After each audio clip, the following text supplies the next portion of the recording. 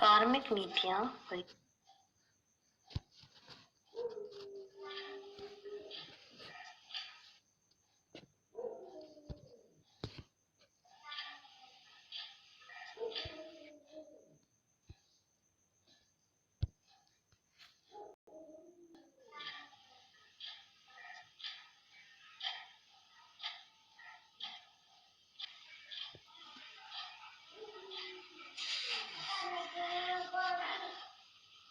कार्मिक नीतियां परिभाषाएं मैकफार्लैंड टेरी कॉटलर द्वारा प्रस्तावित।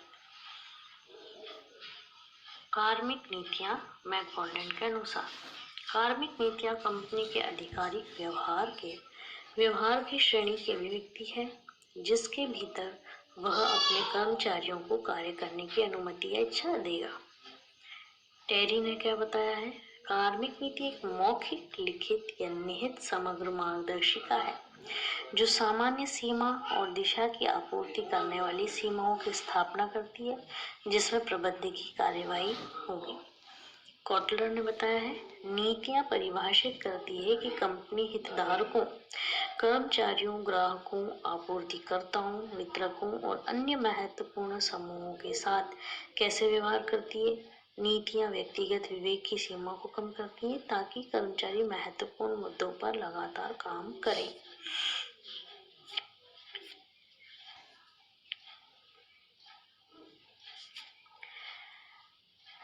कार्मिक नीतियों ने संगठन के समग्र उद्देश्य के अनुसार निर्णय लेने की मानदंड निर्धारित किए हैं।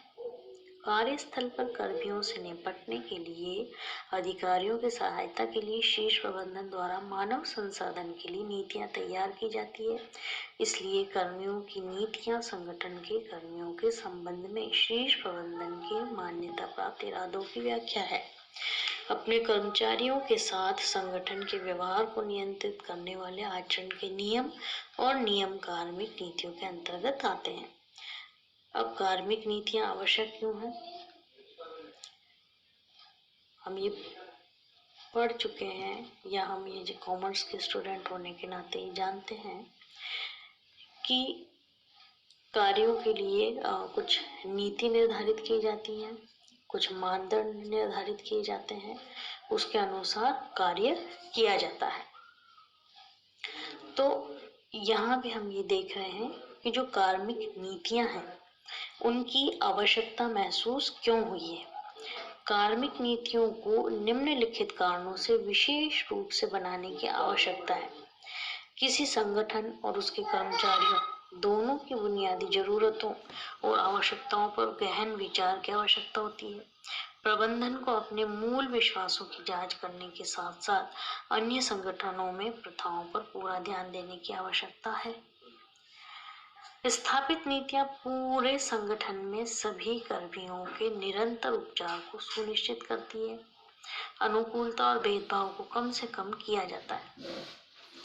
शीर्ष प्रबंधन कर्मियों को बदलने के बावजूद कार्यवाही की एक निश्चितता का आश्वासन दिया जाता है।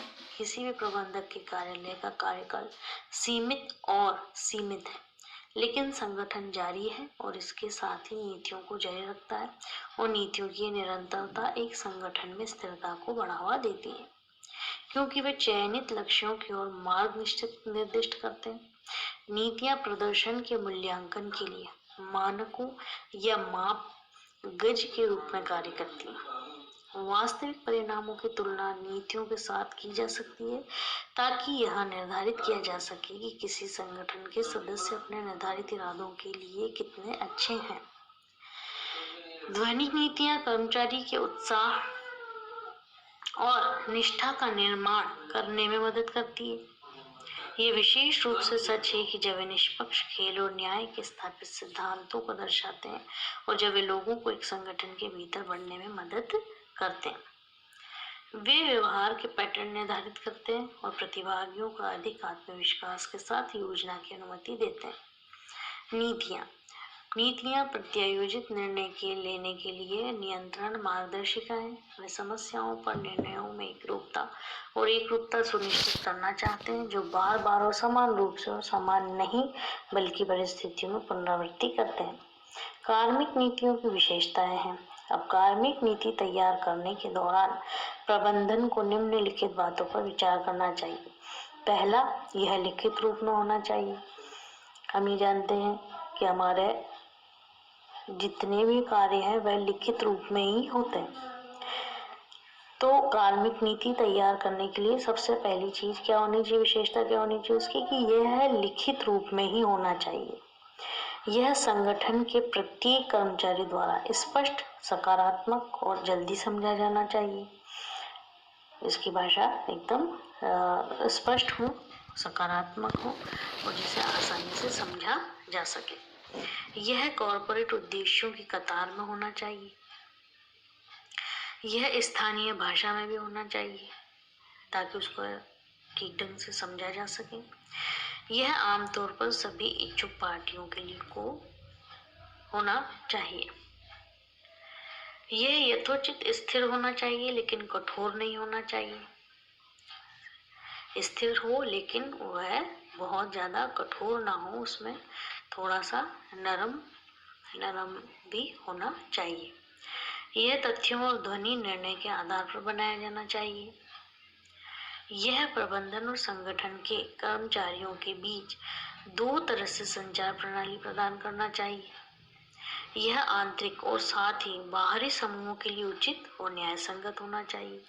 सभी के लिए न्याय संगत हो, चाहे वो आंतरिक हो चाहे बाहरी समूह के लिए। यह सार्वजनिक नीति के अनुरूप होना चाहिए। इसे प्रबंधन का समर्थन करने के साथ साथ दुकान के स्तर और कार्यालय में कर्मचारियों के सहयोग की स्थापना करनी चाहिए। यह प्रगतिशील और प्रबुद्ध होना चाहिए। यह पूरे संगठन में समान रूप से लागू होना चाहिए। नीति बनाने से पहले ट्रेड यूनियनों से सलाह ली जानी चाहिए। इसे बदलते समय के साथ साथ समय समय पर मूल्यांकित और संशोधित किया जाना चाहिए। अब आर कैलहून का सुझाव है, नीति में विशेषताएं शामिल होनी चाहिए। कौन कौन सी विशेषता होनी चाहिए? यह कार्मिक संबंधों की लंबी दूरी के उद्देश्यों की पुष्टि करता है। इस तरह के उद्देश्य दर्शन, समाजशास्त्र और नैतिकता के सुविचारित सिद्धांतों से लिए गए। यह प्रबंधन के प्रतिनिधियों को अपने दैनिक निर्णयों और व्यवहार में इस उद्देश्य की पुनः पुष्टि और सुदृढ़ीकरण के लिए सभी स्तरों पर प्रतिबद्ध करता है। यह विवेक की गुंजाइश को इंगित करता है जब एक दीर्घकालिक उद्देश्य को विभिन्न विशिष्ट स्थितियों में और समय की अवधि में व्याख्या की जाती है। कार्मिक नीतियां प्रधान उद्देश्य और उद्देश्य क्या है? कार्मिक नीतियों के प्रमुख उद्देश्य, सबसे पहला, एक संगठन को मुख्य उद्देश्यों को पूरा करने या बाहर निकालने में सक्षम करने के लिए जिन्हें सामान्य रोजगार नीति के वांछनीय मिनिमा के रूप में निर्धारित किया गया है। यह सुनिश्चित करने के लिए कि उसके कर्मचारियों को नीति की वस्तुओं के बारे में सूचित किया जाता है और उनकी प्राप्ति के लिए उनके सहयोग को सुरक्षित रखने के लिए रोजगार और प्रक्रियाओं की ऐसी शर्तों को प्रदान करने के लिए जो सभी कर्मचारियों को उद्यम के साथ एकता की, ईमानदारी की भावना विकसित करने और सबसे अधिक इच्छुक और प्रभावी तरीके से अपने कर्तव्यों को पूरा करने में सक्षम बनाती है। सभी स्तरों और प्रकार के प्रबंधन के लिए पर्याप्त सक्षम और प्रशिक्षित कर्मियों को प्रदान करना और उन्हें प्रेरित करना। सभी दलों के साझा हितों की रक्षा करना और संगठनों में ट्रेड यूनियनों की भूमिका को पहचानना। किसी संगठन के प्रबंधन में कर्मचारियों द्वारा एक परामर्शात्मक भागीदारी और इस भागीदारी के लिए शर्तों के निर्धारण के लिए प्रदान करने के लिए हालांकि तकनीकी, वित्तीय, व्यापारिक नीति में जगह नहीं लेगा। एक कुशल परामर्श सेवा प्रदान करने के लिए इसका उद्देश्य उद्यम में काम करने वालों के बीच आपसी विश्वास पैदा करना है। प्रबंधन नेतृत्व विकसित करके जो नैतिक मूल्यों द्वारा बोध और कल्पनाशील और निर्देशित है। कार्मिक कार्यों के मानवीय संबंधों के पहलुओं को प्रभावी ढंग से प्रतिनिधियों को सौंपकर सहकारी समझ, नियमों और विनियमों के एक मानवीय अनुप्रयोग के आधार पर अनुशासन लागू करके तथा सभी स्तरों पर एक खुशहाल रिश्ते के लिए प्रदान करके सुझाव, योजनाओं, संयुक्त प्रबंधन परिषदों, कार्य समितियों और प्रदर्शन मूल्यांकन चर्चाओं को विकसित करके आपसी विश्वास के लिए शर्तों को स्थापित करने और प्रबंधन और श्रमिकों के बीच भ्रम और गलतफहमी से बचने के लिए। श्रमिकों को रोजगार की सुरक्षा प्रदान करना ताकि वे अपने भविष्य की अनिश्चितताओं से विचलित न हो। अपने भविष्य की संभावनाओं को बेहतर बनाने के लिए सीखने और प्रशिक्षण से गुजरने वाले व्यक्तियों को संगठन के भीतर विकास का अवसर प्रदान करना। श्रमिकों को उचित और पर्याप्त वेतन और वेतन के भुगतान के लिए प्रदान करना ताकि उपक्रम के कुशल कार्य के लिए उनका स्वस्थ सहयोग सुनिश्चित किया जा सके। गैर मौद्रिक प्रोत्साहन पुरस्कार प्रदान करके कर्मचारियों के काम और उपलब्धियों को पहचानने के लिए। अधिकार के रूप में कर्मचारियों की दावेदारी के लिए प्राधिकरण में उन लोगों की ओर से जिम्मेदारी की भावना पैदा करने के लिए जिन्हें उन्हें मौलिक अधिकारों की सुरक्षा की गारंटी दी जानी चाहिए और अपनी क्षमता विकसित करने के लिए पर्याप्त गुंजाइश की पेशकश की। कर्मियों की नीतियों को मानवीय गरिमा और व्यक्तिगत ईमानदारी का सम्मान करना चाहिए। सभी के लिए उचित उपचार सुनिश्चित करना चाहिए, भले ही जाति, पंथ या रंग, और कर्मचारियों को उचित सामाजिक और आर्थिक सुरक्षा प्रदान करें।